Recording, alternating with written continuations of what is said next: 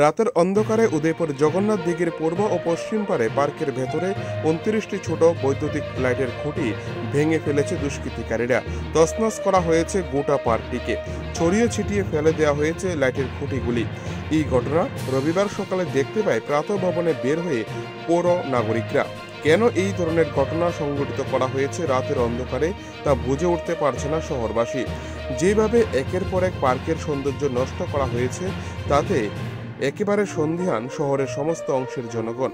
এই ঘটনার বিষয় জানতে পেরে রবিবার সকাল 10টা নাগাদ পৌর পরিষদের চেয়ারম্যান শীতলচন্দ্র মজুমদার ঘটনাস্থল পরিদর্শন করেন এবং পার্কের ভেতরে এই ধরনের ঘটনার বিষয় নিয়ে কথা বলেন পার্কের দায়িত্বে থাকা পৌর কর্মচারীদের সাথে। চেয়ারম্যান জানতে চান কিভাবে ঘটনাটি সংঘটিত হয়েছে এবং কখন হয়েছে। গোটা বিষয় নিয়ে রাধাকিশোরপুর থানার ওসি বাবুল দাসের নিকট টেলিফোনের মাধ্যমে অভিযোগ জানিয়েছেন পৌর চেয়ারম্যান।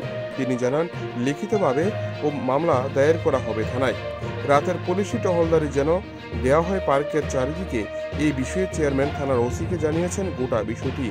এবার প্রশ্ন উঠছে, কেন সমাজদ্রোহীরা এই ধরনের জঘন্যতম ঘটনা সংঘটিত করছে প্রতিনিয়ত পার্কের ভেতর। এটার জন্য ব্যবস্থা নিয়েছে তারা, এগুলি আবার লাগিয়ে দিয়েছে। তো আজকে একসঙ্গে 29 লাইট ভেঙে দিয়েছে। এই যে সৌন্দর্য দেখতে যা চায় না যারা, বা সৌন্দর্য হয়েছে এই জন্য যারা যারা এটা পছন্দ করছে না, যে আক্রোশমূলক প্রতিহিংসামূলক, যা আমাদের সময় তো কোনোদিন এতদিন দীর্ঘদিন হয়নি, এখন যখন হচ্ছে এটা হতে দেব না। আমার তো মনে হয় যারা করছে তারা এই মানসিকতায় ভুগছে। আজকে আমি যখন খবর পেলাম, আমি সিদ্ধান্ত নিয়েছি এটা দেখবো। এসে আমি পুলিশ আধিকারিককে জানিয়েছি, ওনারা আসবেন, বলেছেন দেখবেন। আমি লিখিত একটা অভিযোগ থানাতে করে দেব। আমাকে ওভার টেলিফোনে কথা বলার সময় ওসি সাহেব বলেছেন ডিউটির ব্যবস্থা করবেন।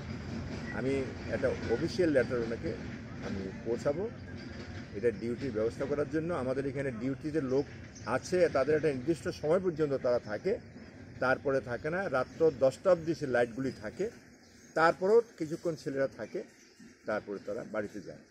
এই অবস্থাতে এই লাইটগুলি কালকে ভেঙে দিয়েছে। আমার সঙ্গে আমার 3 নং ওয়ার্ডের কাউন্সিলর রয়েছেন, আর এদিকে 5 নং ওয়ার্ডের একটা খুব যাদের উপরে আমরা খুব বিশ্বাস করি, যারা আমাদের এই উন্নয়নকে পছন্দ করে, উন্নয়নের জন্য যারা এগিয়ে আসে, সেখানে রানা রয়েছে, যারা এখানে ডিউটি করে সে 2টি ছেলে রয়েছে। আমি অত্যন্ত মর্মাহত।